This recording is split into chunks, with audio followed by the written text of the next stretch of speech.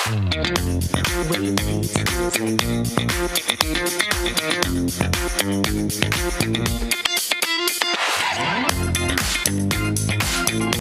poppin', and welcome to Popcorn with Cholo Sediaren here on Radyo Katipunan 87.9 FM. And of course, here with me today is our returning co-host, Yay. the master of Twitter and Please pop stop culture, it, stop. Emil Hofelenia. Welcome Hello. back, Emil. Hello. Very good to be here again. I'm happy you are here because we have a very extra Yes. special guest, very na extra pa, today. And that is Mr. Raymond Bagatsing, the president himself. Mr. President. If yes. we can say that. Yes. So ayun, of course, last week we had our Black Mirror episode and we had a lot to talk about, not just about season 5 and also the previous episodes and Bandersnatch. And we also had 2 minisodes that came out. We had one about 3 movies, MIB, Clarita, and not a movie pala, Taylor Swift's new song. And we also had one about Godzilla, King of the Monsters. So check them out on our Spotify, Apple Podcasts, and wherever you stream podcasts, such as Stitcher, YouTube, Castbox, everywhere you can listen to us there. Ang dami na talaga. And thank you so much to everyone who's been listening since day 1. Umabot na tayo ng ng US. Mexico, US, Yeah. Europe. So thank you so much. I'm really happy to be doing this. And let us get to our first segment. Of course, we always have our Popcorn Roundup. Since the last time Emil was here, wala pang pangalan yung Popcorn. So is it a yes, a sax, or a pass? All right. So let's get to it. Our very first Popcorn is the Frozen 2 trailer that came out last week. So Frozen 2. Absolutely, yes. It's a yes queen. Like- Sinabi ko yun last week. Like, I'm one of those people who sincerely enjoys the first movie for what it is talaga. I love it. Yeah, I'm not really sure where all the hate comes from, but Bandwagon. yun nga, but even if you didn't like that first movie, if you look at the trailers for this one, like the way I described it on Facebook when I shared the trailer was that it looked like a combination of Disney's Fantasia, like that old musical movie that they had with Sorcerer Mickey and the dancing broomsticks. And now it's Queen Elsa. Yeah, it looks like a combination of that and the video game Shadow of the Colossus. Because at the end of the trailer, like Elsa, there's like a giant in the distance. It's like crazy high fantasy stuff. It looks like it's going to fill the high fantasy void that will be left behind by Game of Thrones. And compared to the first trailer of Frozen, the first movie, yeah, that was just like this summer or like this Christmas. Yeah, exactly. We're gonna have a fun, magical Christmas with Elsa, Anna, and a now snowman. there's like world building. The trolls are saying like Elsa needs to, develop her powers more and stuff like Your that. origins are not what you thought they were. It's so cool. It's like Star Wars now. It's the legit, Jedi. It's so cool. Legit, it's so cool, and I'm super excited to see. What I'm looking forward to this is parang we're gonna see. I feel like we're gonna see a lot of other elementals aside from Elsa. With the wind blowing with those red leaves in the fall. I feel like there's gonna be other characters that will pop up that will like have maybe fire or like wind. I don't know. So maybe Anna will develop powers of her own. magiging Avatar, the Last Airbender. Or Legends of what they call that? Legends of the Jack Frost. Yeah. Frost Rise of the movie. Guardians. Rise of the Guardians. Legends of I don't know. The Hidden Temple. Pero yun. I mean, people are shipping Jack Frost and Elsa. You might as well appear. That's true. I mean, they're from different studios. I mean, Disney's probably gonna buy DreamWorks. Definitely, this is a yes. Yes, absolutely. I mean, Disney milked the hell out of the first Frozen. Yes. And it's about time we have new content. And I actually loved Olaf's Frozen adventure that came out. I was okay with it. People were like, "Why is this a thing?" It was too long, but I was fine. I didn't mind. Okay. I love it so. I loved it I loved Frozen that much despite all the hate. Someone's a bigger fan than I am. Okay. And we're very excited for that. And Frozen 2 comes out in November. Ooh. Thanksgiving yata sa US. Super and here, excited. Probably a bit earlier than that. So our second pop kern of the week is a new collaboration in OPM. Hindi siya Universal Records this time around. This is a collaboration between Moira and I Belong to the Zoo called Paalam Patawad. For me, this is a sax. Mm-hmm. I listened to the song. I love Moira, her songs. Even I Belong to the Zoo. Pero may something kulang lang. Pero it's like a sax song na I could still listen to if it did play on the radio. And for me, it really shows even more the versatility of Moira as a singer. Because people are saying she's just like a breathy kind of singer. I'm one of those people. And if you hear her music from her album, her songs with Neiman, like Moira and Neiman, and this one, you'll see that she has the range to do a lot of different things, not just the breathy voice that her covers have been known for. Yeah, I'm sort of there naman with you also. I'm not like the biggest fan of hers specifically because of what you just mentioned. I do like I Belong to the Zoo, the stuff that I've heard from him. I actually do like the song because again, yeah, it's her being versatile, but it's also the way it's written is obviously very. It's supposed to be like these two people going through like a breakup or whatever, and they're both having different experiences of it. Para siyang theater song. Para siyang Please Be Careful With My Heart. I guess. Ang peg. Pero hindi niya narating yun. Yeah. Sorry to the Moira fans and I Belong fans. Sorry. I love them individually. No, yeah, for but sure. This song could have been more. Yeah, I guess. We could have had it all rolling in the deep. Oh my god. Wrong artist. So is it a sax or a fast then, like I guess, yeah. So we're looking forward to more from these two artists as always. And OPM, I love OPM. It's been really a force to reckon with, especially in 2018, 2019. And I hope we have a lot more to come in the coming years. Yeah, of course. So we have more movie news. Okay. Our third popcorn is the Doctor Sleep trailers. So for those who aren't familiar with what Doctor Sleep is, it's the sequel to The Shining, and it is written by Stephen King. Yep. So this movie will show the son of si Red Rum. Yes, that kid with the bike. Yeah, Jack Nicholson's kid in that movie. Yeah. So he will be played by Ewan McGregor. Or in Tagalog, Ewan. Ewan McGregor. Oh my god. Yeah. I'm excited. Like, I don't actually know anything about the sequel. I don't know anything about the story or whatever. I know obviously the book came out like some years ago.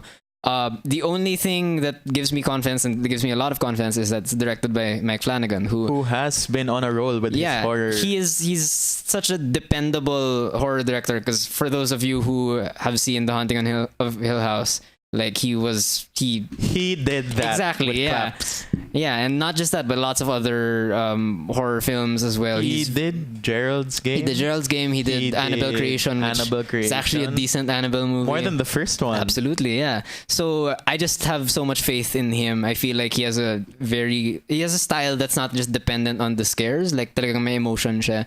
So I'm super sold on it. It's a good choice for sure. Yeah. I mean, especially coming off of The Haunting, which also just released its teaser for the next season. It will be The Haunting of Bly Manor. Yes, yeah. I'm not so sure about what that is. Don't know if it's based on a book also. It's also based on a series of books, but a different author. Okay. But yun nga, this will definitely be an event this coming year because The Shining for sure is one of the most iconic horror films ever. Yes. Like, here's Johnny. And here's Johnny's son again. And the Come Play With Us. Yeah, all that stuff. And this will revisit that. I'm not completely aware of the actual story in this second book because I haven't really read any of it. But I also don't want to know anything until I watch the movie. We watch it. Let's be shocked. Let's be thrilled. And let us have no sleep. Because Doctor Sleep. Oh my god. But it seems more like a sci-fi take more than a horror take. We don't really know. But it is a yes for me. Yes, same. And next, we have another movie bit of popcorn. And it is the Hello, Love, Goodbye teaser trailer from Star Cinema. Of course, it stars Catherine Bernardo and Alden Richards in their first ever pairing together in a movie. Interesting. Yeah. And of course, directed by Kathy Garcia Molina and written by Carmi G. Raimundo. They brought you all the hits that you know from Star Cinema, such as One More Chance and all those movies like My Amnesia Girl. A Second Chance. A Second Chance. Exactly. And individually, they've made a lot of Star Cinema movies Yes. themselves as well. But I think it's really their tandem that really created the magic that a lot of Filipinos are familiar with. So, teaser pa lang, na-excite na ako kasi I'm a Catherine stan. I'm a Cathy Garcia Molina / Carmi G. Raimundo stan as well. Okay. So, it's a yes. Okay. I'm like middle ground pa, like Sax lang. Because, I mean, this thing that they've been doing recently, that the industry has been doing, where they've been splitting up the love teams and pairing them up with different people. Like, it's interesting, but I'm not super sure yet if it's leading to more interesting stories talaga. And that whole device of let's put these two people in a foreign land and see what happens. It's like, so gas. It is, but I mean, the trailer. That's so like, konyo, by the way. Yeah, I know. It's so gas. But visually, like, the trailer looks great. It does. For sure. And I think it would be interesting to see Catherine play against someone who's not Daniel Padilla for once, just because we've been seeing her play against him for so long. So I think since mga 2010. Yeah, it's been 9 years, like that, a decade of Kathniel. I love you, Kathniel. Hinabol ko sila sa ASAP before. Kasi sometimes I have work in ASAP. And aabangan ko talaga yung mga favorite artists. Oh, wow. Okay. Kung nandun sila, alam ko nandun sila.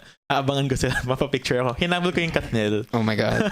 Okay. Well, I mean, but yeah, I'm excited for them. I hope like it continues to help her grow as an actress. For sure, both of them. Yeah, both of them, yeah. And yun nga, the mainstream cinema has been experimenting more, which is great as well. And especially since ito, GMA and ABS artists in one. Especially, Oh, that's right. Even Alden himself has been dissociated na from main at this point. Yeah. From because, the Aldub you know, tandem. she's with, what's his Arjo. name? Yeah, Arjo. R-dub na instead of Aldub. Oh God, okay. That's my okay. ship name. I don't know if it's... Well, you heard it here first. Hashtag or not. Pero, yun, I'm happy for these people. Yeah. They're treading their own paths. Yeah. I mean... The industry is growing. It's healthy. Change is healthy. And it's not gonna stop them from making another Kathniel movie or Kathniel project in the future. So I'm very excited for this. Actually, thank you, Miss Mayan of GMA Artist Center. In-invite na ako sa premiere night nito. Grabe, okay. That's how much I love Catherine Bernardo, Queen. And natawa lang ako dito sa trailer kasi parang sabi ni Alden, gusto mo kumain? Sabi ni Catherine, I love you. Sobrang marupok lang. Oo nga eh. Inspiration to us all. Hopefully. And speaking of Moira earlier, theme song. Oh, okay. Movie, yun lang. December Avenue. Of course. Yeah. We'll see about that. And have our last popcorn of the week. Woo. And it is my very first sports report. Oo nga eh. Popcorn. Go Sports. Yeah, sports ball. Go Raptors. Yeah, go Raptors. Historic NBA championship win. Yes. Congrats to them. Congratulations. So after forever, the first time they're ever winning Yeah. the NBA. And up against arguably like the strongest team in the league currently, which is the Golden State Warriors. Hashtag bandwagon. Okay, I want to clarify that I don't normally watch the NBA, but I just happened to be in Toronto kasi the past week. Oh yeah, you were. And you could see how crazy the entire city was. Were you there when they actually won, or were you? I was. I left Toronto game 5 or something like that. But just seeing how excited people were and just how much this meant to everyone, like it's a yes for me. So yeah. Yes, definitely. That's a great feat for them for sure. And I read somewhere that basketball or the NBA is going full circle with this because basketball was invented by a Canadian. Yes. And the first ever NBA game was in Toronto. So like, it's poetic justice.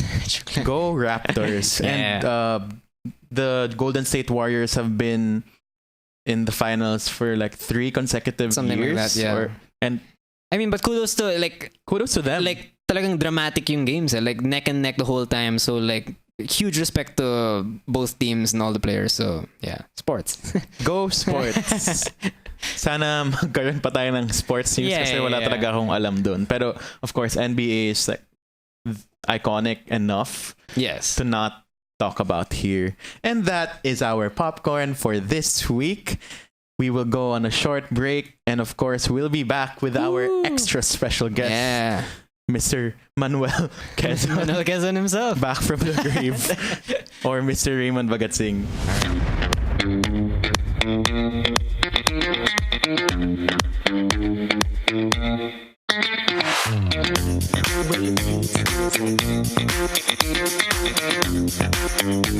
Welcome back to Popcorn with Hello. Cholo Sediaren and Emil. Hello. And we are here with our extra special guest, Mr. Raymond Bagatsing. Hello. Very happy to be here at, how do you call this show? Popcorn? Yes. Yes. Do you have any popcorn? Popcorn? Oh, That's sadly, a we really do good not. point. Yeah, that's a really I think good that'd be a point. great thing if you guys That's can true, just get yeah. popcorn. We can We're just throw it gonna away. munch it every time. I have some pencil erasers at home in the shape of popcorn, so I can Oh, bring hard to those and just digest. like throw them around maybe without it being wasteful, but yes. We'll take that into We account. should use the erasers. Yes. We should Yeah. have pencils too and paper. That's We usually okay. have like displays here, like the Funko Pops of what we're talking about. Yeah. Alright. So sana may Manuel Quezon Yeah, we sila should have just Funko gotten a Pop picture next of time. Manuel Quezon. So Yeah, exactly. Memoriam You know, dito sa harap. Eventually, I'd love this place to be filled with memorabilia of pop culture items, and Manuel Quezon here. Yeah. somewhere, And, We'd love to have that. yeah, that'll be pretty cool. So I have to be the representative of the president himself. So that Yeah. would be my photo and Manuel Quezon. Yeah, so Mr. Bagatsing, of course, is an Hair, I award-winning. think that hair there, I can see it from the screen. You look fine. All right. It's, what you call it. Pop culture messy look, you just woke up look. Baguettes na baguettes.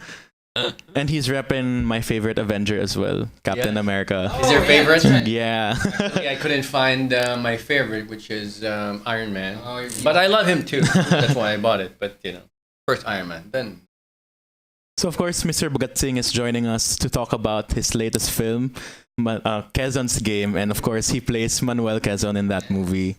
just call me Rama, by the way. My Okay. nickname, yeah. Okay, Or else I have to call so you Mr. Cholo. thank you.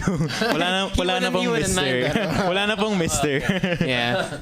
Just Cholo is fine. Alright. But Americans Just Cholo. like calling me Cholo for some weird reason. Cholo is a But that's like so Mexican and a gangster. Hey, Cholo. Yeah. Yeah. So of course, thank you, sir, for being here. Yes. It's an honor for us to have more guests promoting Filipino pop culture, and we're happy you're here. We loved Quezon's Game so much. Wow, thank That's what made me invite Rama here in the you. first Yes, place. Thank you. We're really happy to have him here. And of course, we last saw him in teleseries such as Pusong Ligaw and Precious Hearts Romances. Yeah. Araw Gabi. Oh, wow. Versatility. Before Quezon's Game. And can I just say, I loved watching you on Nginiig way back. Oh, wow. Wow, that was wild. Yeah, I mean like Sobrang down OG. memory thing. Like I love horror. I love horror movies so much, and Yeah. I Same, guess yeah. one of the things that brought me to that love for horror is watching Nginiig Yeah. every Saturday on ABS-CBN. I think, Nginiig was kind of a pop culture at that time. Mm. Our director and concept creator was from New York. He was a Oh, really? Filipino, but he grew up there, so we had a very New York kind of treatment to it. That's why it's really cool. And at that time, I think mga Pinoy horror stories were such a big thing. What do you call those books? Like Filipino horror stories with the True different... Philippine ghost stories. Yeah, exactly. Yeah. True Philippine There was ghost like stories. a book series that came out Yeah. was called True Philippine Ghost Stories. I think they had like 16 volumes of A that. lot of volumes, yeah. Oh, wow. I love those. I love So yeah, I think I can't remember what Nginiig episode was scary, but I remember you being the host and Yeah, I would. I think there were more. If I remember correctly, there were 4 psychics from UP. oh. So how was it Or, working? college psychic. They had a group. I forgot the group's name. How was it working in that show? I mean, it's a It was seg. weird, really cool, because we would meditate on top of. Let's say there was one time. I think it was in Leyte. There was a landslide, and hundreds of people died, and even children died. The whole school, I'm not sure. I don't remember anymore if it's grade school or preschool, but it was covered in the mudslide, Mm-hmm. landslide. And so we were on top of that, and there were a lot of dead people underneath, which were not buried yet. They didn't have time. It's too much. They took out as much as they can, and we had to meditate on top of it. Wow. So I was like, "Do you guys really want to do this?" It's a really interesting day on the job as an actor. Possessed? What if someone starts going? Were there any instances where minulto kayo on the show? Or something creepy happened on set?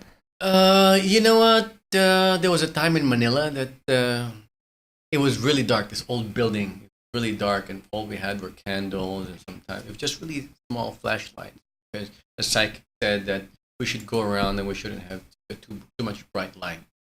And someone said, "Ayun," and we just started directions, and I'm like, did anyone really see it? Nah. You don't know. There was about 7 of us, the crew and everything. When someone goes nuts, you go running with them too. And they'd go inside before you would, right? Yes. I don't know. It always felt creepy, but me myself, I never really saw anything. I felt something weird, like hairs would stand on my arms, back of the neck, but I didn't really see them. But the psychics, it was interesting because they would read what happened to that, let's say, that building. And 95% mostly they were right. They knew there was somebody who hung himself there. Wow. There was a drama that happened. Someone got killed by a wife, etc. And that's why they call it a haunted building. And that's where you would usually tape the show, or was it for that episode? It was in different locations depending on what was happening that week, or what story was interesting that they covered and they researched. So it could be a calamity, it could be a murder, it could be just a place where ghosts are seen most of the time. They should probably revive that show. Yeah, I think it's absolutely. pop culture, don't you think? Hello, ABS-CBN. Makinig po kayo sa amin. Actually, I would love that. A lot of audience really like that. And would you be open to returning to that if ever? Yeah, I'd Wow. love to do that. Okay. Yeah. As Manuel Quezon. Back from the dead. Everybody that is a ghost behind me. Okay, that was really cool, by the way. The way you just managed to switch voices. Yeah. That's May switch button. It's there in the back of my head now. I just tap into it and I get possessed with Manuel Quezon. And speaking of Manuel Quezon, of course, you are the star of Quezon's Game, which came out a few weeks ago. And congratulations on the success. Yes. It's been in theaters for 3 weeks. Yeah. Yes, thank you very much. Yes, we're very happy that. It was really nerve-wracking to see how long it will stay in the theaters, how far it will fare compared to the more formulaic movies. So I'm very thankful that we're in selected theaters now, but we're still alive, and there are still more people posting on social media and sharing what they thought about and how inspired and how touched they were because of the film. So we're all very happy to hear that development. And also we're looking forward to the possibility of Quezon's Game being shown theatrically in the US. Wow. And hopefully, I heard this from the grapevine, not confirmed yet, but a lot more people who know people who organize these things, said perhaps by October they will show it in the US, and that's a possibility in Canada and Australia and New Zealand, where there are quite a big number of Filipino immigrants are, and they heard about the movie and much talked about, not only here but in those areas, and they're really clamoring for it to be shown. And that's a great feat. I mean, especially in this political climate where immigrants are not necessarily accepted everywhere. It's a big sort of issue right now, and I mean, it was watching the movie. I really was sort of overwhelmed by the end. Like I was struggling not to cry in front of a bunch of strangers because I was watching it by myself. But it was great to sort of see like a film like this assert like our independence and assert the fact that we as Filipinos can do the right thing just because it is the right thing to do. So it's right. I mean, like I haven't felt proud like that after watching a Filipino movie in like a long time. So thank you guys, and thank you to everyone who involved in making it. Yes, I will definitely let them. And it's just You guys are. I'm thankful for being part of it, and I'm only a small part of the movie, really. It's just that he's the title holder, but the movie is it's a holistic accomplishment. It's an ensemble of great filmmakers and the great actors. And shout out to our friend Dren Pavia if he's Yes. listening right now. We were just telling one of the Rama right here. Yeah, he was on the the writing creative team. Yeah, yes, he was Star Creatives. So. with Janice Perez and Dean Rosen. And I know there's another name I'm forgetting. I'm sorry if I forget your name, but hello to everyone. Congratulations, the Quezon team. Congratulations, Star Yeah. Cinema. We hope you make Yes. more movies like this. Yeah, I mean, It's amazing. Yes. I mean, I didn't even know that Manuel Quezon or the Philippines accepted immigrants from that great war, World War II. And that was just amazing to think that our country, however small we are, can do that Yeah. and go against the Americans in a sense na, okay, we'll try to accept these immigrants to make to save them essentially and to make our country great also in building Quezon City, which is arguably the best city. Just kidding. I love Quezon City so much. yeah, and I think what was also impressive to me is the fact that I feel like there are a lot of Filipino movies out there that once in a while they employ international actors, and from time to time they don't always come off as completely convincing. But here, this international cast is like it's like this whole ensemble is really well put together, and Yeah. I remember just being really taken by Billy Ray Gallion, like his sort of performance as Yeah. Alex Frieder. He's amazing. Yeah, and Amazing actor from I know, LA. yeah, If I'm not mistaken, yes, he's from LA. and He's been an experienced actor. yeah, I believe he was on Lost even. So Was he? yeah, that's Wow. what Dren told me. So I guess the scenes you shared with him in particular, like what were those like? What was the experience like, sort of? Me and Billy, I told him I was honored to work with him. We always had a really good rapport, a good chemistry, and especially the moment when we were crossing out the names of. That's like my favorite moment. yes. Yeah. And he was so really, really there, and we didn't really talk about the scene. So he prepared and I prepared, and we just saw each other in the scene, and we both looked at each other, and we were about to cry because we were connecting to each other's emotional energy, and it was just swirling between us, and we were just looking, and he was crying, and after that scene, we were just so filled with amazing emotional experience that we had to embrace each other and thank each other, and we said thank you for being generous. I could feel you, and he said I could feel you too, and it was a great scene, and one of the favorites of the viewers, actually. And you could really feel it. Like, even me just sitting on the theater, Yeah. that moment when they revealed that you could only choose 200 people. And I was just like, wow. You're all gonna die. Yes, those who you cross out. But I also would like to, if ever, give credit to Dean Daniel Rosen, the son of our director Matthew Rosen, because his powerful the songs, the soundtrack that he created for Quezon's game. Dean is a really amazing theatrical actor, singer, TV and movie, but he's also a composer, and that was an operatic composer. He composed most of the songs, which won him a couple awards in international film festival. So it was amazing. So it elevated the scene. Yeah, huh. You know, the music, because, you know, if you remember the scene Manuel Quezon put on his old vinyl record, and then they started crossing it out. So you Yeah. had to set up the mood for it. And it's like a thematic moment as well because he was seen playing vinyls earlier in the film as well. So it's Yes. like, it's not just there for the sake of that scene as well. Yeah. It's like a character moment in itself.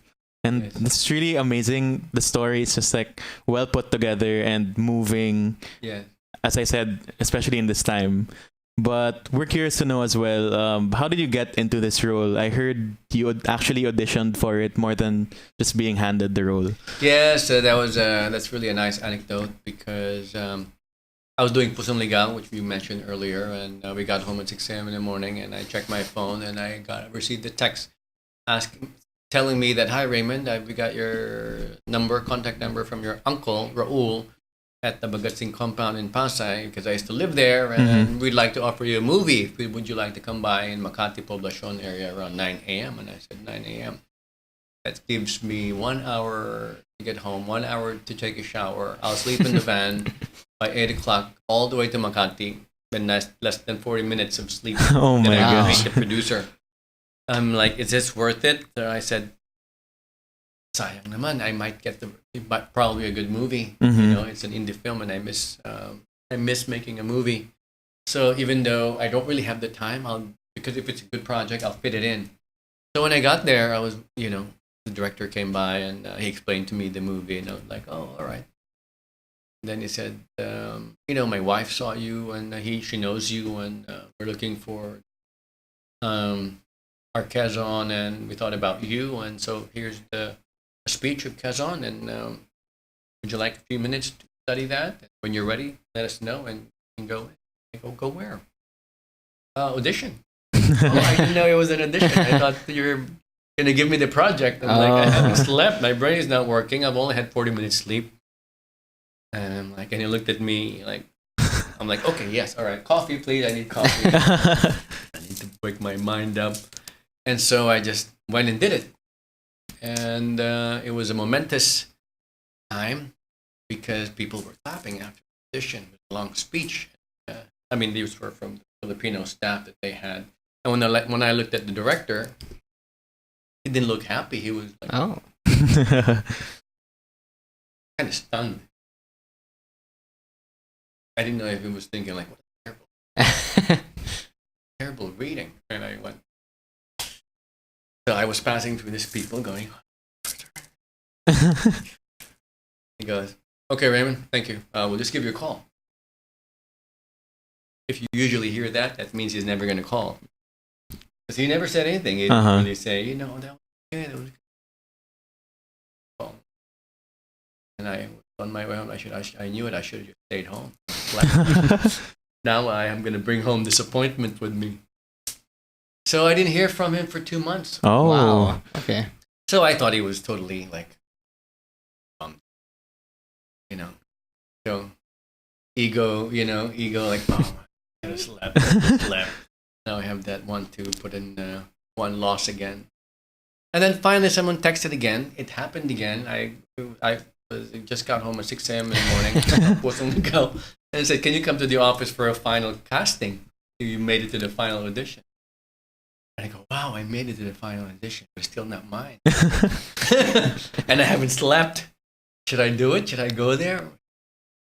I said, I summed up the courage to text her and say, if I go there, can you guarantee to me that you'll give me the role? I'll really do my best. You can direct me. Tell the director that I will follow his direction. Yeah. I look like Quezon, and let me ask. Wait. Let me ask the director. And she came back and said, Raymond, the director said you pretty much have it. I don't remember the specific percentage, but I think he's like, you have it like 90%, but you just have to come in here and do the final reading. And 10% is not mine. What if that's a disappointment? That's what he chooses. And then there is this, like, oh, should I go? Should I sleep? What the hell? Sleep. This time I started fixing myself, looking like Quezon. I really got into the Quezon demeanor. I put more of a concentrated energy, more focused than before, because I was lax, thinking that they would just offer me the movie. And so I drank coffee this time, and I was ready. I was wearing a white suit. Really, I was just wearing weird pants because hopefully they'll just take me from up here. So if you look at me from up here, I look really good. I'm like wearing rubber shoes and all. Yeah. And so he said, Raymond, thank you for coming in, and I know we haven't heard from us for a while, and if you only know, I had to struggle to. I was fighting with the producers that you were the Quezon, you were the perfect one for this part, because everyone has suggestions. Mm-hmm. And so there were quite a bit of a number of good actors too that, without mentioning the names, I thought they were also really good, but I'm very lucky. That's a really nice long story about. It's a long story. Yeah. And I only have 1 month to answer your question. 1 month to prepare. I didn't really have much time. It was very daunting. It was scary.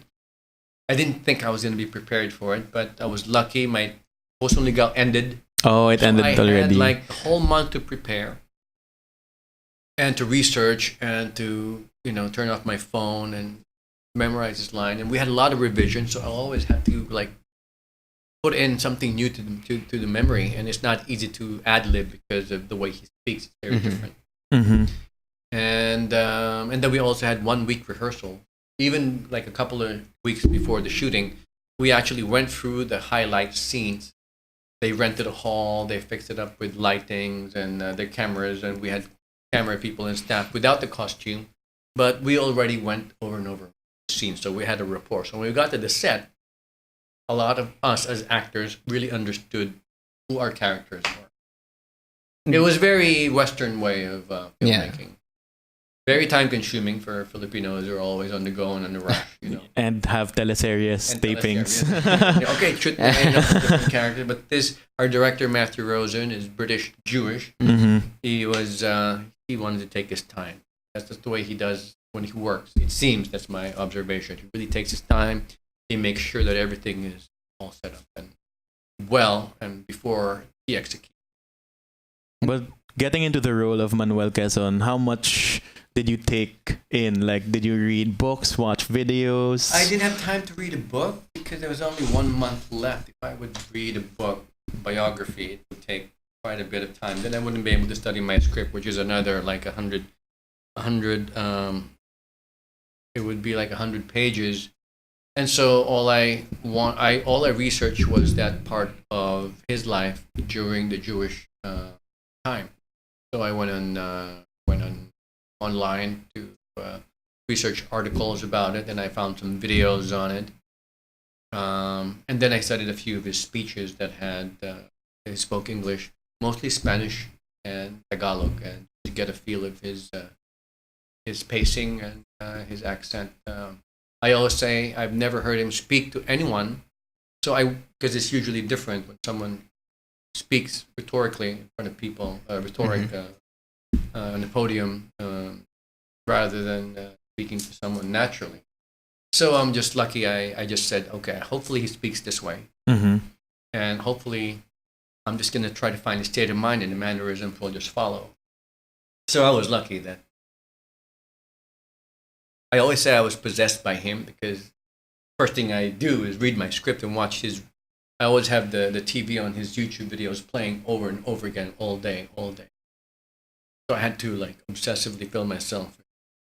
#Nginiig pala na possession ni Manuel Quezon. Yeah, I had to possess his. Full circle, yeah.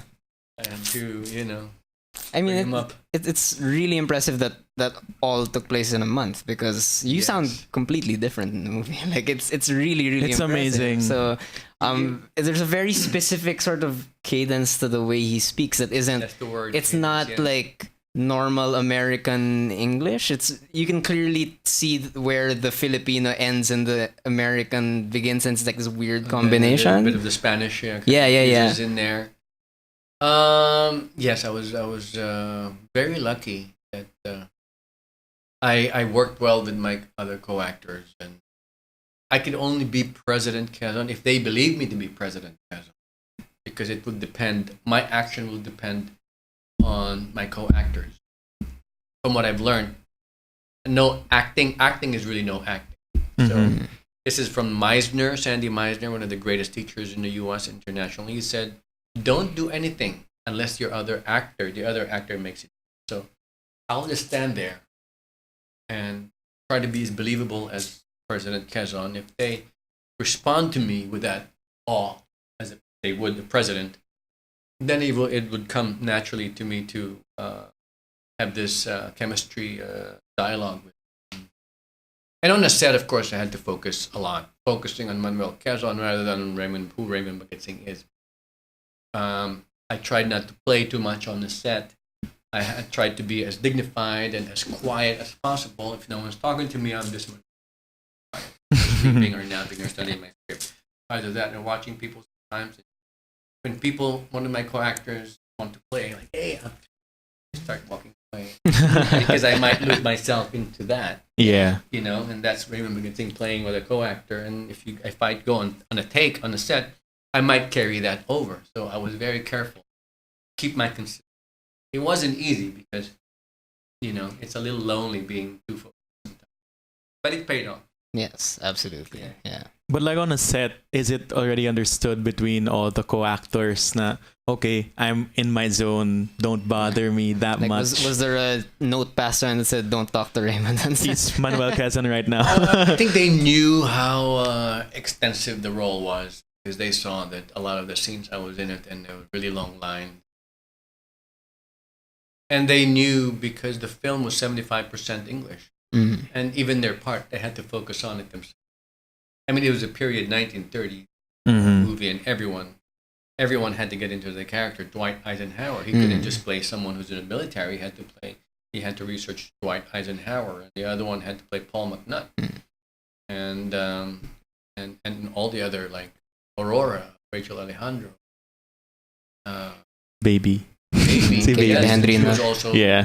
she was also there, and Billy Ray. So we all knew because the director was he was pretty focused and hands on, and letting everyone know, and not just letting everyone know. We saw from the script and the videos that we had to watch, the genocide during that time, and so there was much death, and it was a serious movie that had to make a statement, not only in the Philippines but also international. So it was a serious. Uh-huh. It was serious stuff. So we all knew that. Yeah. So, which is good. That's why we all kind of gelled. And I really hope the world gets to see this even more, to show that Yeah. this is the Filipino spirit and what we offer. Yeah. We're always known for our hospitality, and this is And food. and I just wanted to food. mention, yes. And Mangoes. I was thinking, Mango. I don't know why I'm thinking of lechon, but I'm just happen to be Lechon? thinking of lechon Oh, right God. now. Sorry. I'm a vegetarian, so I don't eat. Oh, okay. Pero bili kayo ng mangga kasi may overflow ng that's true. mga mangoes right now. Really? Yeah. Supposedly, yeah. Anyway, Diamond but gun. People are like selling.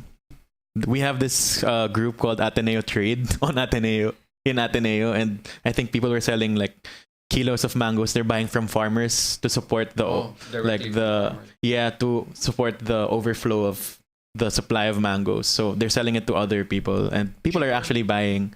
I'm not so sure about the price. How much is mango now? Per kilo? Naput on the spot, see. That's expensive. Is that expensive? That's only about 2-3 pieces. But it's 'Cause I really good. taste Or farmers, I guess. Yeah. So after the release, of course, we've heard all of this word of mouth. I mean, we watched it ourselves, and we were. You watch it, if I may. I watched it in Gateway on June 2nd. Memorize. Oh, which day was that? That was, Which day was that? Weekday? Saturday or Sunday, and it was a okay. full house. I watched it SM North Ed's on day one. I remember. Twice. Well, I watched it once, but on day one. Day one? And I was really happy to see that when the credits started rolling, people didn't just start walking away. They just sort of stayed and absorbed it. And then when the clips came up of the actual Jews who were saved, they sat and listened to like all the interviews and whatnot. So there was lingering interest, really. So There was actually a pretty profound. yeah, there was a response from there was the a audience. response Yeah. Still, I think that also made me cry Mhm. because their first VIP screening did not have Oh, okay. the last credit Oh, clips, the experiences of the Jews that survived, and I remember crying more. Yeah. And a lot of people said it really touched. and my audience was actually even clapping, Yeah. which you don't really Same, yeah. like experience that much I mean, these days. sometimes it's a tough crowd to get people to applaud like that. So I was thinking also that was the first day, so yeah. I'm sure. What time did you watch it? In like the mid-afternoon. So I think it wasn't as full as yeah, it wasn't, but because it came later on. I think the full theater started coming in the second week because word of mouth. Mm-hmm. Because the beginning was like, oh, it's a historical film. I'm sure the it's in like almost black and white. Yeah. right? I'm sure it's not as like Jaime Luna was very intense. So we're very happy by the second week. It started January. Yeah, I mean, you guys have survived through the premiere of like the new X-Men movie. You survived the premiere of the new Men in Black movie. Yeah, we actually, And Godzilla. And Godzilla even. Which double my fear. You know? That's amazing. It was nerve-wracking. I'm just so happy just the fact that you guys invited me because of the game, because I wouldn't be here if not for Of course, yeah. It's what we really want to talk about. Yeah, Cholo just really wanted to talk about Nginiig. So that's the only reason why. Next time may Nginiig throwback episode na tayo. Halloween. Calling We should. CBN, Raymond Bagatsing. Nginiig part 2. But are we expecting like more Quezon from you potentially? Like maybe like before this story? Because right now there's an increase of all these historical movies. It's more like it's becoming our own cinematic universe, such as General Luna and Goyo. But now that Quezon's game came out, you know, are we expecting more from you probably, or I don't know? Movies of you as Manuel Quezon. Of Manuel Quezon, I'm not really sure, but right now Manuel Quezon is still very alive. I'm very happy to mention that even politicians, public servants, I'd rather use that term, that Mayor Joy Belmonte had a block screening of the film in at the Dolphy Theater, ABS-CBN, and she loved it. She said she'd bring it to block screenings also in Quezon City schools, since it's Quezon and Quezon City. So she wanted our students to know about Quezon, and same with Senator Sonny Angara, who also had a block screening at Rockwell, and so he was very touching, very happy. And more are finding their way, wanting to do more block screening. So it's still alive, and we still have the international screening, and so I think there's more activities, and I think I will be Quezon for a while, you know. With the awesome accent. Yes, with the awesome accent. As you can see, it's very different from how I speak in person. And I'm just really happy that we're given more material to know more about our old presidents or old national heroes, because I didn't see this part of Manuel Quezon in my history books in grade school and high school. Like the only thing I knew is like, we live in the city. He's on money. Yeah, he's I didn't even know he on was money. on the 20 peso. All I knew was Quezon Avenue, Quezon City, Quezon Memorial Circle. So kudos to the whole team again. And we will be back with more interviews with Mr. Bagatsing.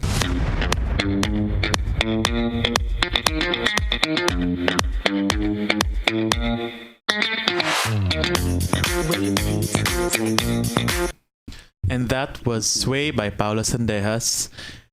Westlife, the 20 tour celebrating 20 years of hits, coming in July 29 to 30, 2019 at Araneta Coliseum. Tickets are on sale now at ticketnet.com.ph or call 911-5555. Presented by Wilbros Live. #Westlife Manila 2019. And we are back on Popcorn. Yay. Here with us still is Mr. Raymond Bagatsing, or Rama, as he told us to call him earlier. And Emil, our hello. Twitter master. Oh, stop it. Twitter master. No. I call him that because if you check his Twitter account, I'm just noisy, okay? I'm noisy. That's I love your I love your tweets. I'll just say expressive. Thank you. I'm gonna use that from now on.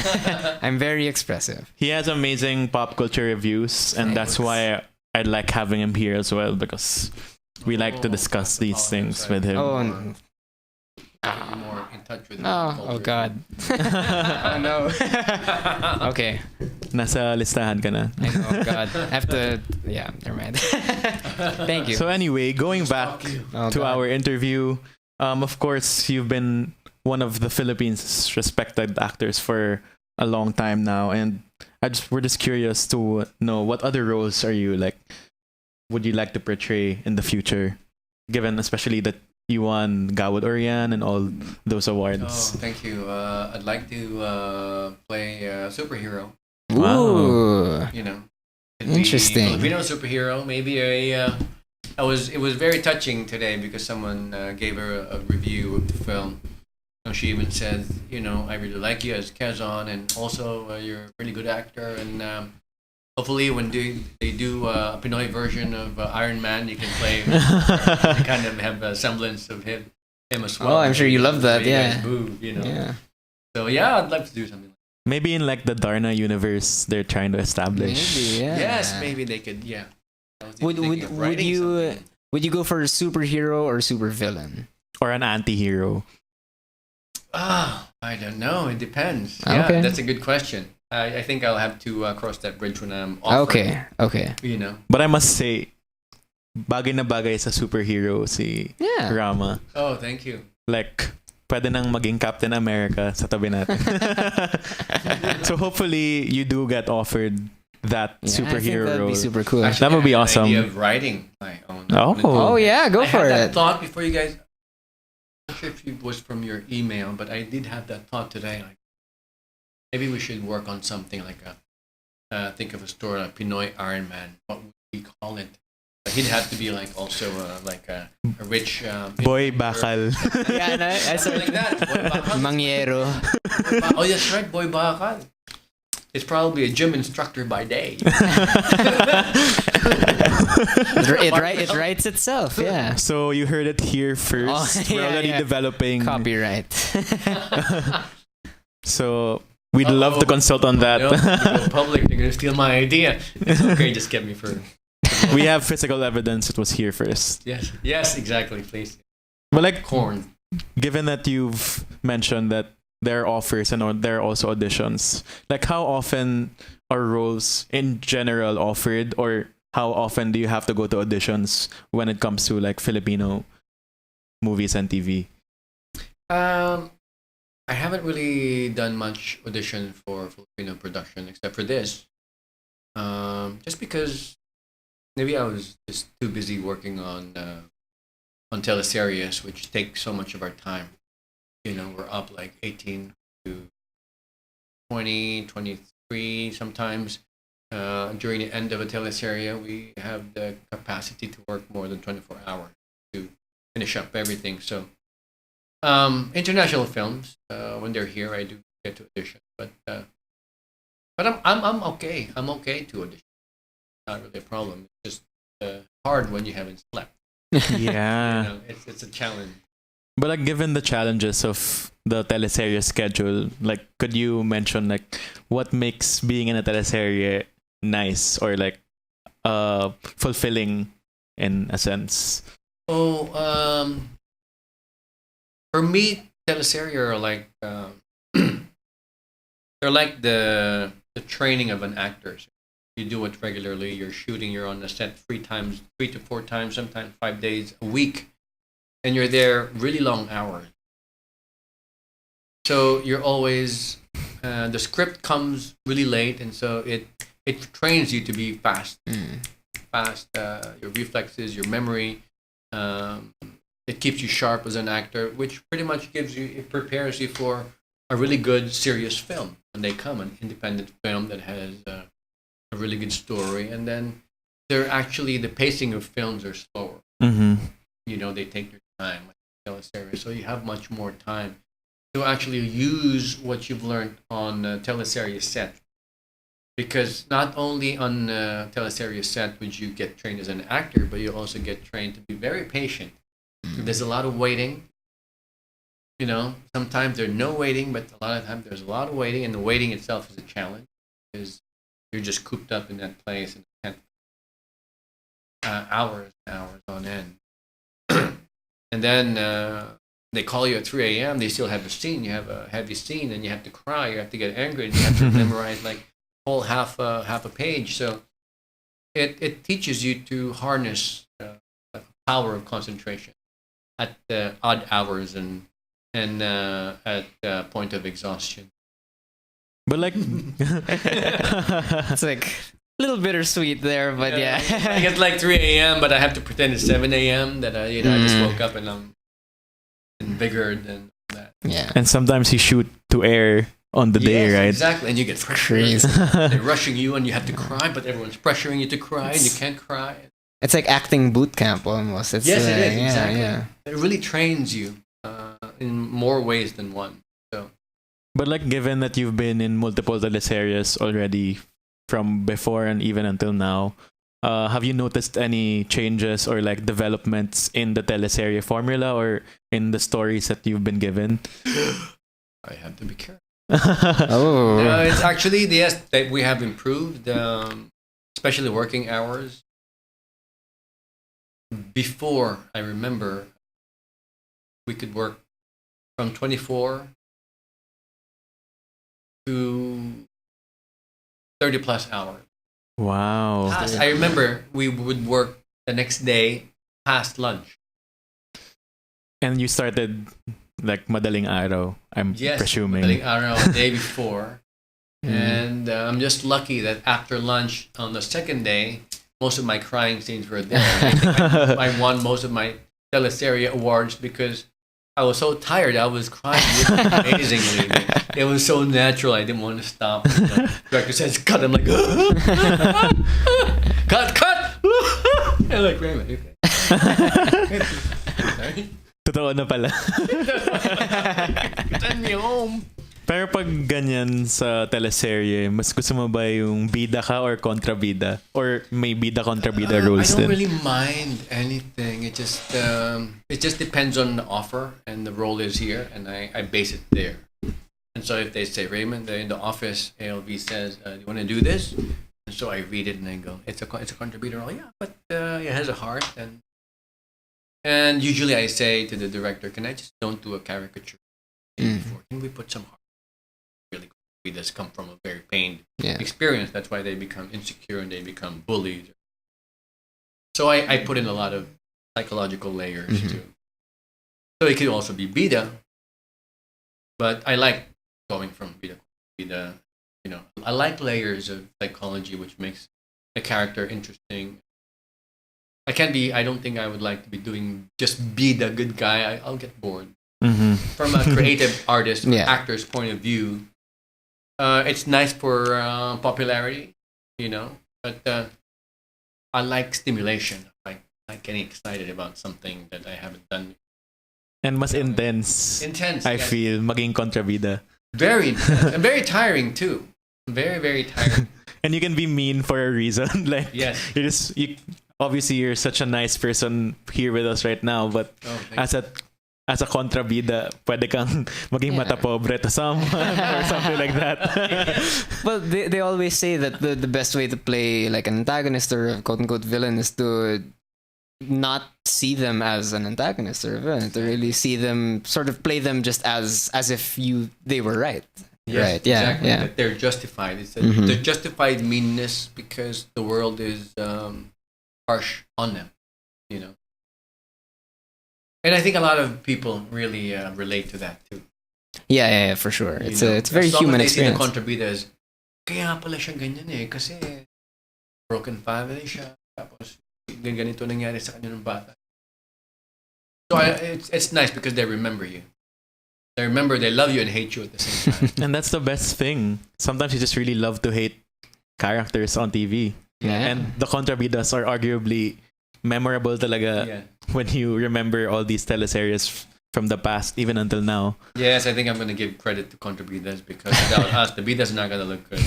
Like yung sa halik. Not gonna look good. Of course. To make them look good. Yeah. Antagonists drive the story forward. They're the reason why the heroes have anything to do. So, that's right. So the people are saying, oh, no, I have to be mean to you. So all the followers will be scared, you know, for the bida. Yeah. Parang yung sa halik lang. Like my mom watches this a lot. Parang visit na visit sila kay Jade, played by I don't remember her name, but yun. A really effective contribution. Really kasi parang it's a whole thing with Jericho Rosales and Sam Milby and her, so it's a whole thing.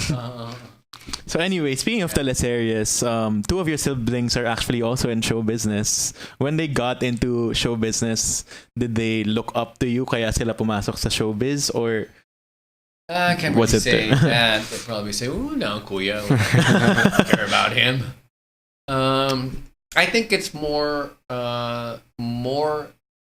on the side of my father, because we grew up seeing my father on the screen. He was the son of the longest running mayor in Manila during the martial law. My grandfather, Mayor Raymond Bagatsing, passed away already, but he was there until 1986, until Marcos overthrow. And my father, somewhat of a politician, businessman, he had friends in the industry. He was friends with Dolphy, friends with FPJ, and a lot more. And he had director friends and producer friends, and he was a pretty good-looking guy. And so they would ask him to be, and he liked the arts, so he did some leads, but he never really continued. So he never really pushed himself. But he did some lead support. He would do contrabidas, some bidas. And I think because we saw him on the screen a lot, so that influenced me. And then after that, I influenced them in a way. And then, I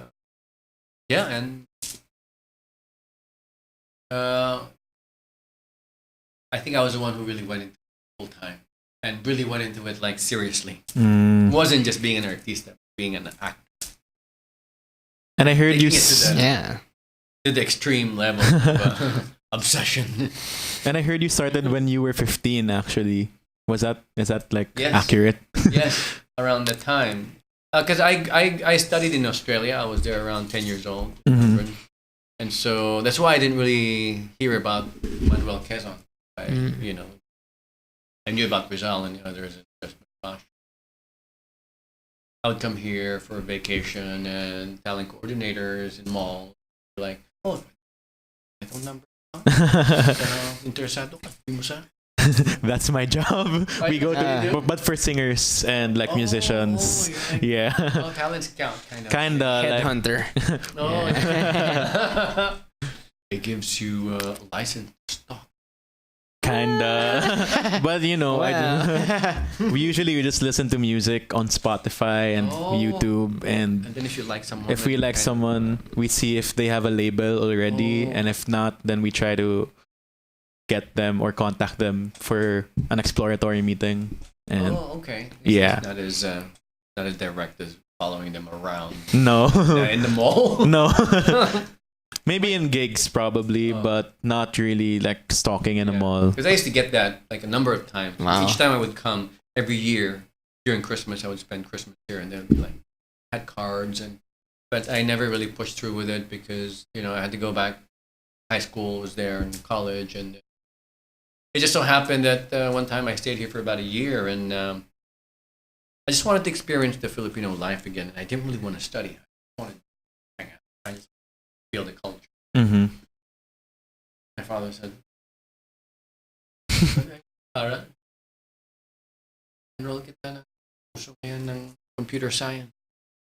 Okay, enroll kita sa night schools, Lasal. Okay." I didn't even get my certificate because I wasn't really interested. And then he said, may kaibigan ako dyan, mga director. Just ka lang. Magamit mo yung martial arts. To do martial arts at a young age. And so, first few guestings that I did, like in movies, it was first day, last day. So I would be like the brother of the lead and get into a fight. I got to show some martial arts skills, and then they shoot me.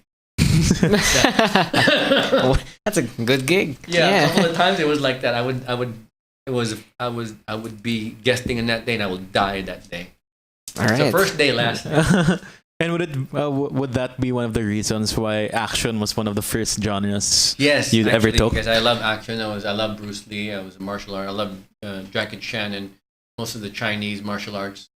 The Drunken Master. Those are pop culture too. And I did Wing Chun Kung Fu, which is the beginning martial arts of Bruce Lee before he created Jeet Kune Do. So it's Wing Chun from Ip Man. Yes, so I studied that in Melbourne. He was a contemporary of Bruce Lee. They used to train together in Hong Kong. Master Sifu William Chung. And so I was able to use it and until it kind of spread around the world. Like, hey, there's this kid.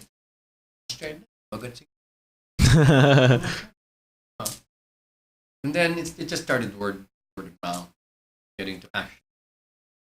Some lead had some contrabida, And then until I got guested, no, until some of the scenes in one of these some of these action flicks had crying scenes. It had dialogue. Oh. That's where. And then they realized, party pala siya. He doesn't just know how to use a gun and shoot and fight and do fight scenes. He can act as a drama. And then they will guest me some more on a dramatic TV guesting, television. They used to call it telecine. So it was a movie for TV that we shoot specifically, not for theater. It goes straight to TV. And that's when I pretty much discovered my own dramatic capacity, and also I somewhat fell in love with the psychological process. I always enjoyed psychology at a young age. Punching and beating someone up. It was more challenging. But what can you say was the role that made you say, oh, ito na yun, pupursue ko na talaga yung acting? For drama? Yeah. I mean, really for being an actor, yeah. Just an action star. It's when I did my very first theater play, directed by director Lito Casahe for Dramatis Persona. I did a German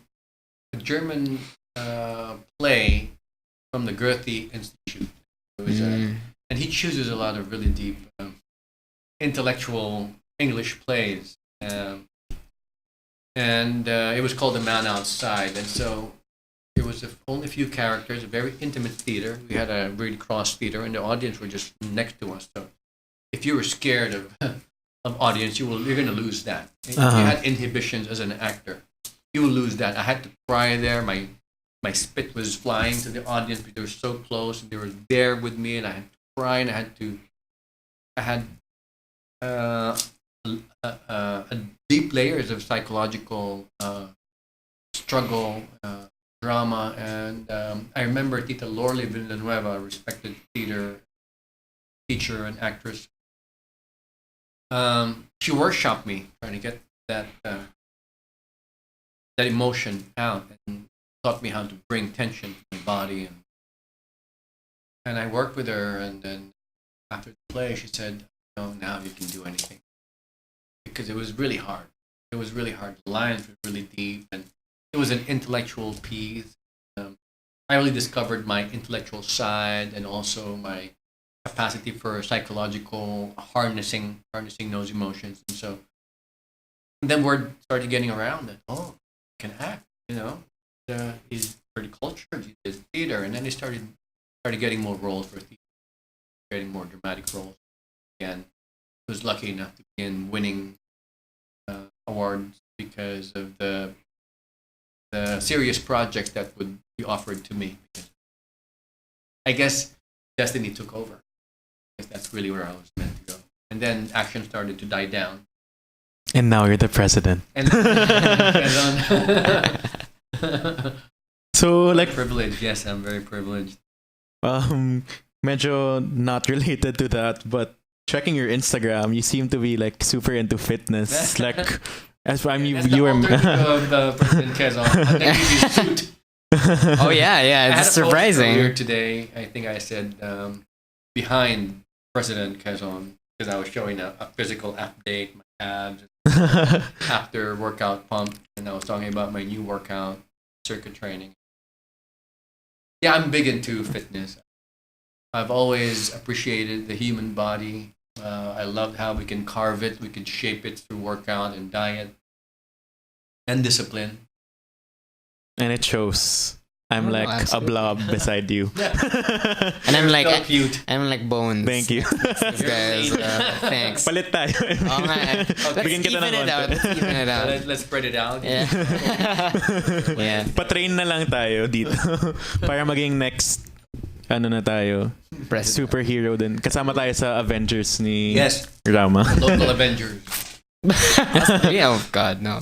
Ikaw si the Hulk na magta-transform. Oh yeah, that's actually. That's actually, you know what? Since you're wearing Captain America shirt, I remember watching that first Captain America movie with Chris Evans, and I remember him because he starts out as skinny, and he mentioned that he mentions that he's like 95 pounds, and I remember being like, that's how much I weigh. That's me. So do that. Yeah, exactly. So one day. You actually remind me of the other guy who played the Hulk. What's his name? Oh, Edward Norton. Yes, that's right. He was Thanks, actually yeah. skinny and I love Edward he was Norton. intellectual. Thanks. And I could be Fat Thor. Fat Thor is great. He is amazing. He is my mood. No, he's great. He's great. But yeah. No, wait. So with regard to the fitness thing, though, so do you think like, with acting, did that sort of help you become more in tune with sort of your own physicality, your own body as well? Really, aside from the fascination of that male machismo wanting to be, confident about himself and respected by other males, growing up, it was pretty much like that.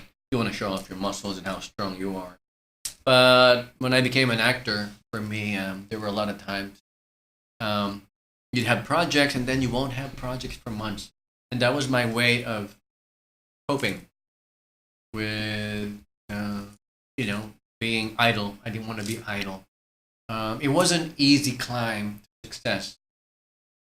Lots of mistakes along the way. So there were times that 6 months you won't have a project, still waiting, and you're like to your manager, is there a project? Is there a project yet? And there's no project. And so I used it to keep sane.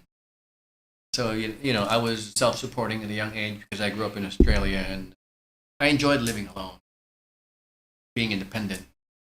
And so that was your bread and butter. You try not to rely on anyone. So I need work to pay for my rent and all that. So I would use whatever money I had on gym membership. Okay. Until you're like, oh, this is great. It builds confidence and it helps with your career and it helps with your focus and your discipline. And for now, it's very important for me because it keeps me healthy to last the long hours of shoots of television work at the same time. I get to release my stress. The whole day of working, crying as an actor, getting angry, and going through all these myriads of emotions. I could lift heavy weights and grunt like the Hulk. And you feel so relieved afterwards. Like, Bida kontra bida. Yeah. Sa gym. Beast exactly. mode sa gym. Yeah. So you get to let out so much steam. But like in Quezon's game, there were scenes na you had cigar. Was that real cigar or like parang prop cigar? Given that, fitness is a thing. It's very hard to smoke. I've experienced smoking something for a scene. Especially if the scene is a very meticulous scene. And I experienced when I was doing 1898 Los Últimos de Filipinas. It was a Spanish film. And it was the last Spanish soldiers left in Balear. And it was Sony Pictures in Spain. And so I had the scene and they gave me this Camel, no filter. And I had to smoke it. So I don't like to fake it. Because if you're a smoker of film, you can tell if someone's faking it. Bring it, you have to like. Oh, yeah. It wasn't Marlboro Light, and I don't really smoke. And so it gave me a real Camel red. And it took about 20 takes. Oh my God. Different angles, and I kept smoking. And after a while, I was wondering why I couldn't remember my lines. And I was saying weird things, and I was like, I'm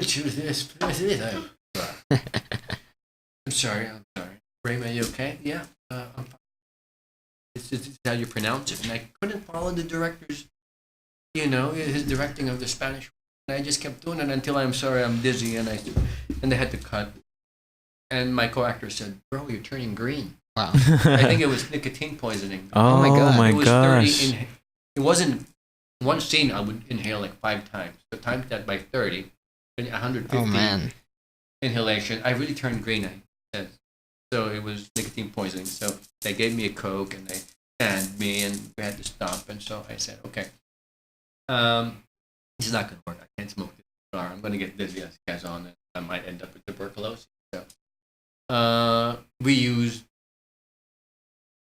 vape inside the. It was a tobacco and then the bore a hole in Oh, it, okay. and they put a vape. Hashtag Mechanical technology. Movie magic. Yes, and there was no caffeine there, just flavored sick. Oh, okay. It was So what actually flavor fun. did you We were have? we had strawberry. We had different. And that's why even after rehearsals, we're talking to each other. Okay. Cool. Matry nga. Flavors, It iba-iba. was really yummy without the nicotine. Interesting. So it's But kind of fun behind the scenes too. But like talking about fitness, do you have like the secret to not aging? Because you still look the same as I remember you from Nginiig. Again, going back to Nginiig. Yeah. And you look arguably better pa nga. Yeah, because my diet. Well, I've been a vegetarian for almost 20 years. I Wow. don't eat meat at all for 20 years. These days, I only eat meat, some eggs because I work out. But I was a pure vegetarian for 18 years. No meat whatsoever, no fish whatsoever. And I was like a raw vegan for a year and a half. I didn't eat anything cooked for a year and a half. Wow. Just raw Wow. fruits, raw vegetable, shake, smoothies. So I get extremes into trying different diets.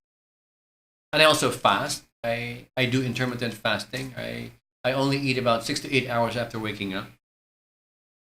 So, and then I work out hungry. I have all these ways. Then I take lots of kale juices every day. I take a lot of always salad when I eat. And then I fast at least. I try to fast 2 to 4 times a month. Every Sunday around. I broke my fast today. I fasted from the other day. It reached up to 38 hours.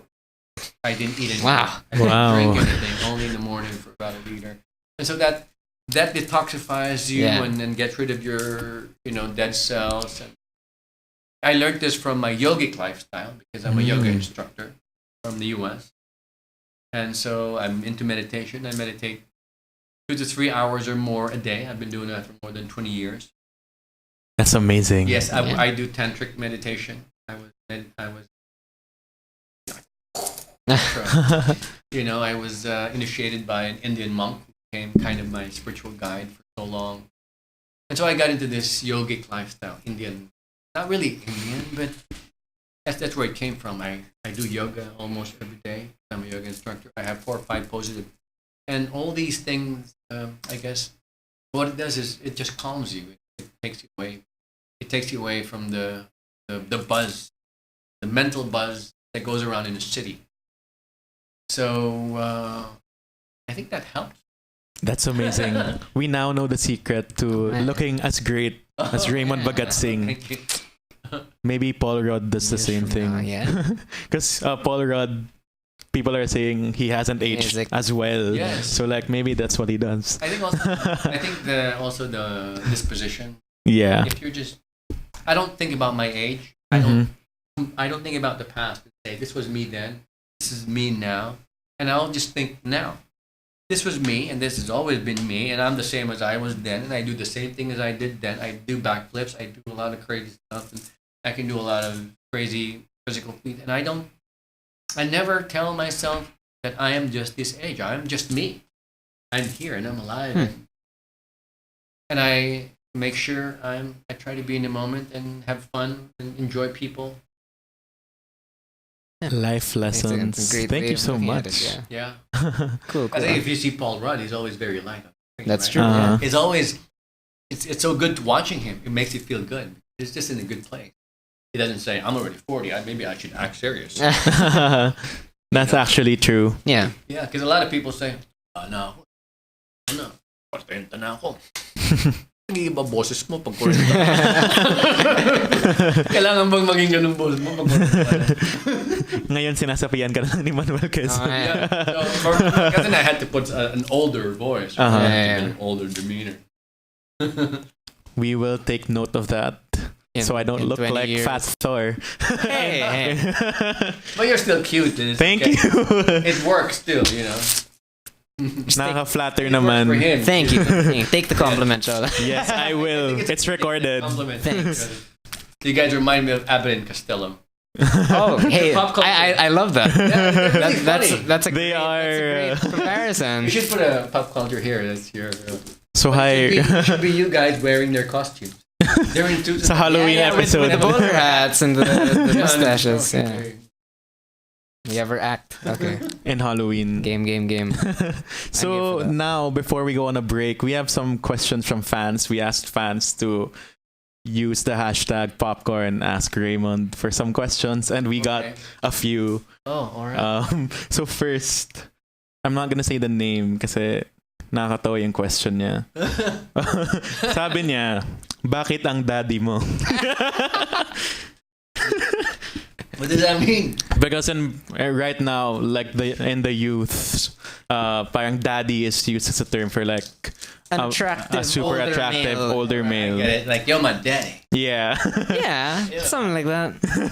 Call me daddy. That's funny.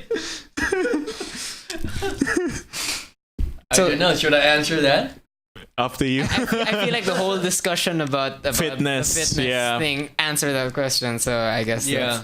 Yes, exactly. I guess that makes me a daddy. I guess so. And it's a real compliment from a lot Thank of you. like But thank you. young Thank you people for right now. whoever asked that. It's a compliment, and I Yeah. accept that. it's a millennial compliment. Yes. So I'm the daddy.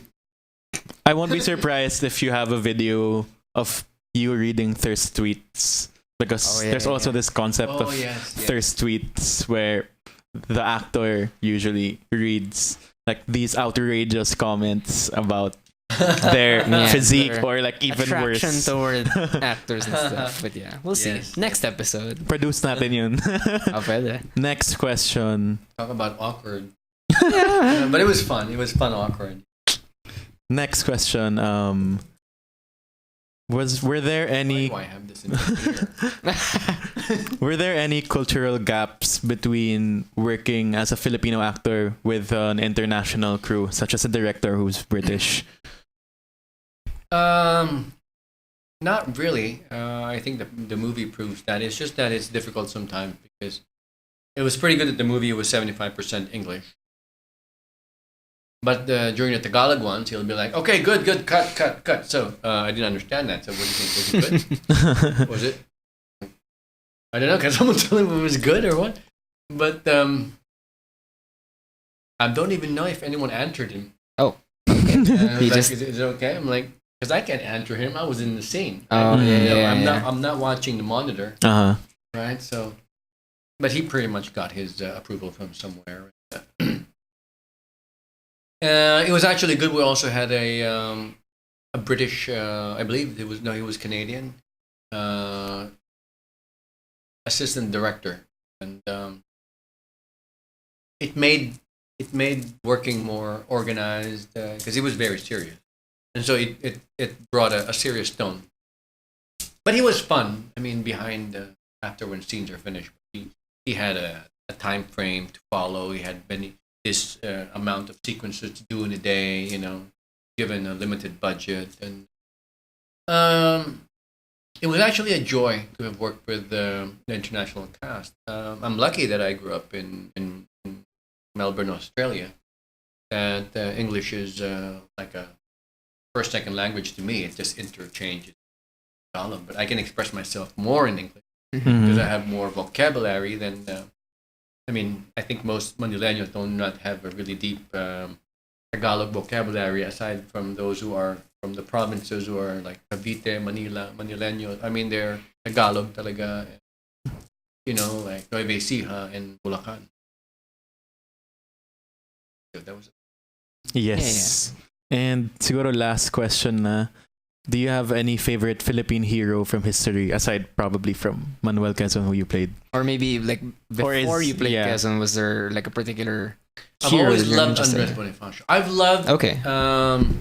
Jose Rizal, and I did it. I have mentioned it a couple of times that I was chosen for Bayaning Third World, Oh. done by Mike De Leon. Yeah. Mhm. At the beginning, and I was already, you know, I already had the costume and everything, and they already gave me a down payment. This is not celebrating.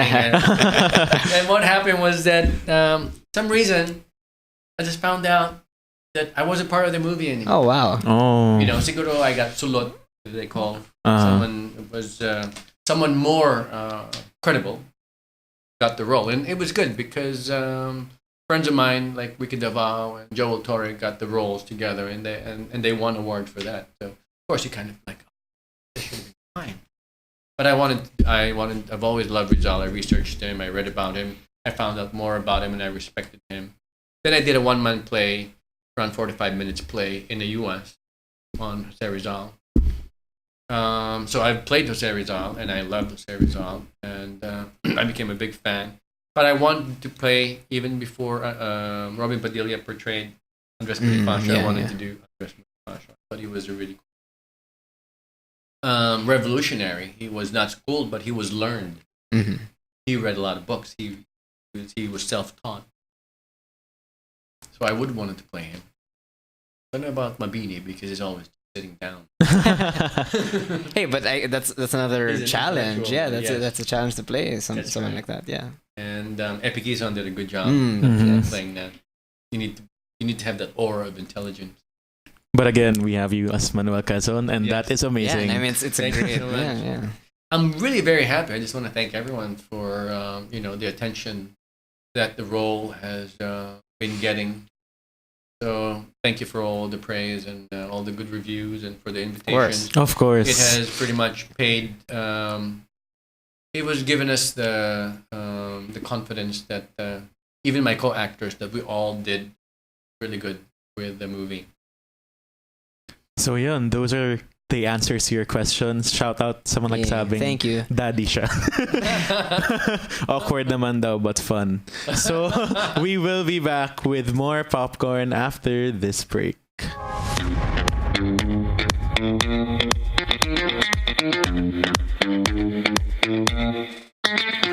Get ready for the premier pop culture event in the Philippines, ToyCon Pop Life Fan Experience 2019. Immerse yourself in the best of toys, gaming, comics, and cosplay, featuring international toy designers, the most epic display of toy collections, a giant Batman statue, celebrity guests from The Walking Dead, live music and dance performances, and the biggest merchandise floor of toys and collectibles in the country. It's a whole new playground at ToyCon 2019 Pop Life Fan Experience, where Asia comes to play. Happening on June 28 to 30 at the SMX Convention Center, Manila, Pasay City. Visit toyconph.com for more info. Tickets are available at SM Tickets. And we are back for our last bit of the show. We're so sad the show is ending because we've been having a good time. Yeah, this has been a great conversation. Like honestly, yeah. Thank you. Yeah. And we are here for our Pop Stop, which is our top picks and recommendations of anything pop culture you've consumed in the recent past. So let us begin with Emil. The recent past, in like the last 5 years. No, okay. So, like really quickly, I was gonna like very recently I've been listening to music again. Like I mean, because I'm the kind of person who listens to the same albums over and over again until I get sick of them. So recently, like a couple of albums that I've been listening to. Just this past weekend, this Georgia-based band named Baroness like released their latest album called Golden Grey. Very, very interesting stuff. Very consistent and rich, sort of bass-heavy kind of rock. That's a lot more introspective than you might expect from a self-proclaimed, I guess, heavy metal act. So really interesting stuff if you're into rock. And also, I am super late to the party in getting into St. Vincent, aka Annie Clark, this Texas-based musician who does like the most interesting, crazy things. Has a really has this knack for very atonal harmonies and melodies and whatnot. So there's that. And then in terms of a local thing, I'd like to local quote unquote, but just this past weekend, Atlantis what's the word I'm looking for? Produced. Yeah. They Started their run. they produced their own sort of production of Beautiful, the Carole King musical. Atlantis, Bobby Garcia. Yes. Yeah. Starring Kayla Rivera as Carole King. I love that. Really, so really much. fun. So yeah, so those are my suggestions. Yeah, I saw that on Broadway. We were talking about it earlier, but Yeah. you guys should watch it. I've seen a lot of Atlantis productions, and they are as good as the Broadway plays. for sure. Yeah. I was amazed by Kinky Boots when Noy Palante was in it. Yeah. And I saw him personally. I was like, I just saw this on Broadway, and you were as good as Broadway, and you were amazing as Lola. I don't know if you saw that. I haven't seen Kinky Boots yet, but I hear It's a lot so of good good. things. Yeah. I Billy saw Porter, Brandon right? Urie in it. So Wow, it's really? Crazy. Cool. Okay. But anyway, for my pop stop for the week, I'm just gonna say I love On a Roll by Ashley O, as shown on the Black Mirror episode, AKA Miley Cyrus. aka Miley Cyrus. One, as I've mentioned in all our episodes, I love Miley Cyrus, and two, the song is a bop, like a legit bop. It's been on loop the whole weekend. Like I wouldn't stop, and I keep on singing it. And even before we started the show, I was playing it for Emil because he hasn't seen that episode yet. Yeah. So that's how amazing that song is. And what's so meticulous about Netflix is that they actually produced the whole music video and released it on YouTube as well, even though it was just part of a show. So props to you guys. And again, even after we had that mini-sode about Taylor Swift, her latest song, You Need to Calm Down, is also a bop. Yeah, that's right. And the video just released as well, and it had so many like guest stars, and it's really bagay for Pride Month. Oh yeah, that's right. So they had RuPaul, the Fab Five, everyone. Okay. So go Taylor, I love you. Okay. And last but not the least, If you have anything to recommend, Oh, wow. What would I recommend? MIB film. Okay. That's a really cool movie with your favorite Chris Hemsworth. Chris Hemsworth, And Yes. Tessa Thompson, who I love also. the honky version she's of great, Chris yeah. Hemsworth, the Yes. Batak version. Batak version. That's that. And on the way here, talking about food, pop culture, I had truck nut, 4 pieces. And, Nice. I had buko Bilang pie, talaga.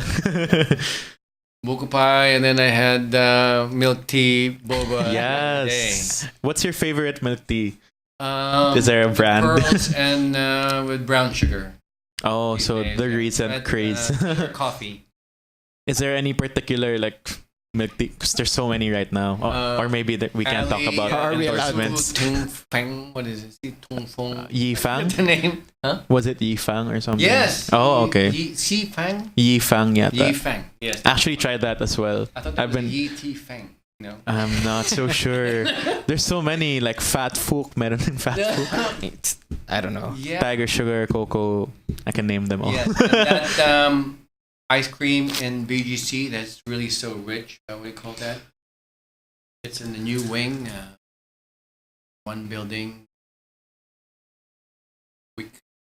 I am not It had all kinds sure. of stuff. It had like 3-4 layers, and it's really very decadent, indulgent. Try to come back here again if I remember.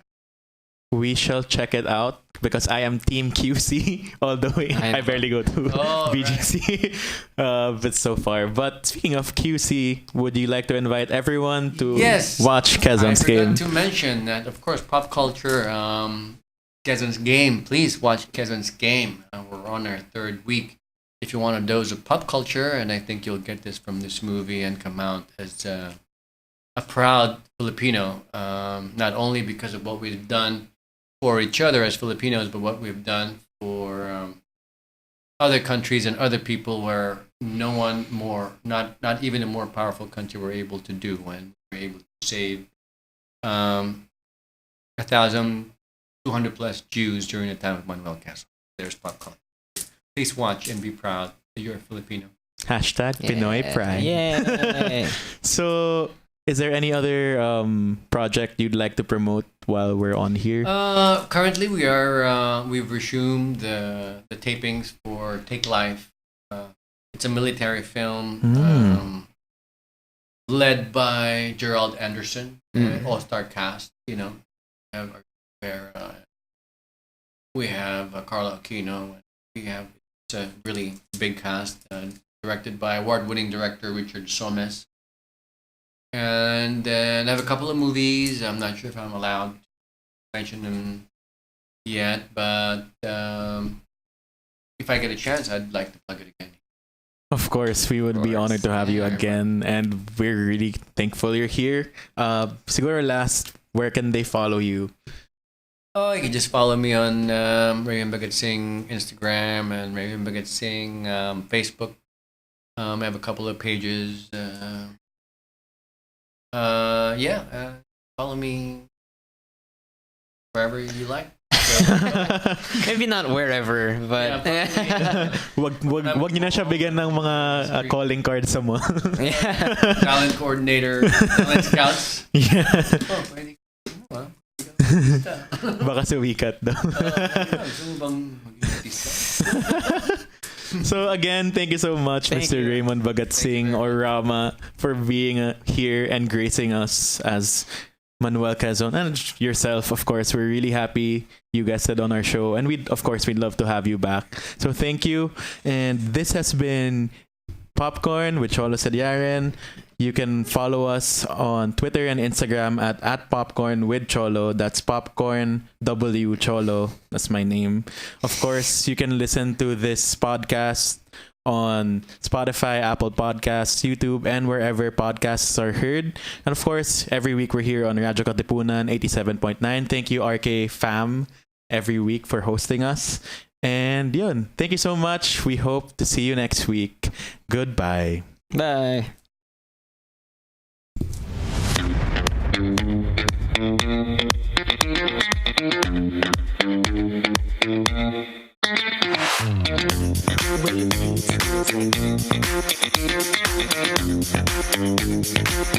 you.